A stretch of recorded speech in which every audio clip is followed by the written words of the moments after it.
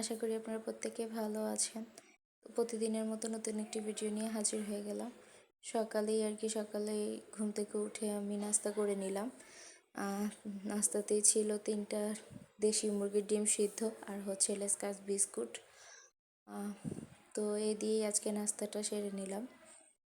তো এরপরে অবশ্য প্রায় 12টার দিকে আম্মু বলছিল যে কিছু একটা করো, তো জাম্বুরা ছিল ঘরে, সেটাই একটু লবণ মরিচ দিয়ে আমরা খেয়ে নিলাম। এরপর আজকে রান্না বান্নাটা অত একটা বেশি করব না, কারণ বাড়িতে আম্মু আর আমি আছি। তো খুবই অলসতা লাগছিল, কিন্তু আমার এত পরিমাণে আলু ভাজি খাওয়ার ক্রেভিং হচ্ছিল যেটা বলার বাহিরে। তো আমি এতগুলো পরিমাণে আলু ভাজি করে নিয়েছি যেটা আমাদের সারা দিন হয়ে গেছে। দেন আম্মু আর কি একটু বকাবকি করছিল যে এতগুলো আলু ভাজি কেন করছো, তোমার একার খেতে ইচ্ছে করছে। কিন্তু কি করব, আমি আর কি বুঝতে পারিনি, আমি অনেকগুলো আলু কেটে নিয়েছি। আর এদিকে হচ্ছে আমি আজকে আমার আর কি একদম পুরো কালো হয়ে যাওয়া একটা কড়াই, সেটা আজকে নতুনের মতো পরিষ্কার করে নিচ্ছিলাম। আপনারা প্রথমে দেখতেই পারছেন যে কড়াইটা কি পরিমাণে নোংরা ছিল, দেন কালো ছিল। সেই কড়াইটাকে আমি আর কি পুড়ে তারপরে পরিষ্কার করে নিব।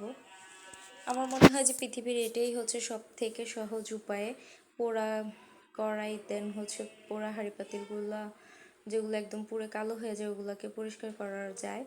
তা আমি সবসময় এইভাবেই করি। আমার এই কড়াইটা আমি আরও অনেকবার পরিষ্কার করেছি।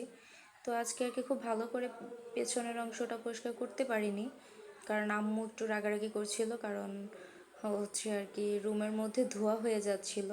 ওই কারণে, যেহেতু আমার বাবু ছোট্ট, তো ও আর কি কাশি দিচ্ছিল, তাই আম্মু প্রচণ্ড রাগ হচ্ছিল যে বাদ দাও, তোমার এসব করতে হবে না। তো তারপরেও যাই হোক, আলহামদুলিল্লাহ আমি পেরেছি, ভালোই পরিষ্কার হয়েছে। আর এদিকে অবশ্য দুপুরবেলা আমরা দুইজনের জন্য 2টা ডিম ভাজি করে নিলাম। আম্মুকে অবশ্য একটা হাঁসের ডিম আমি পোচ করে দিব, আর হচ্ছে আমি একটা মুরগির ডিম এইভাবে ভেজে নিয়েছি। তো দুইজনে আমরা 2টা ডিম ভেজে আলু ভাজি দিয়ে ভাতটা খেয়ে নিলাম। এরপর অবশ্য আমার কড়াইটা দেখতেই পাবেন, মাশাল্লাহ কতটা পরিমাণে পরিষ্কার হয়েছে। এই তো একদম নতুনের মতো ঝকঝক করছে। আপনারা যারা এইভাবে কখনো ট্রাই করেনি তারা অবশ্যই ট্রাই করবেন, দেখবেন কড়াইগুলো খুব সুন্দর হয়ে যায়।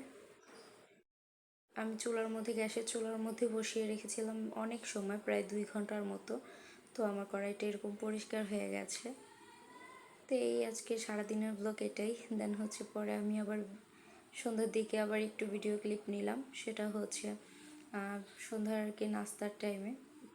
আজকে অবশ্য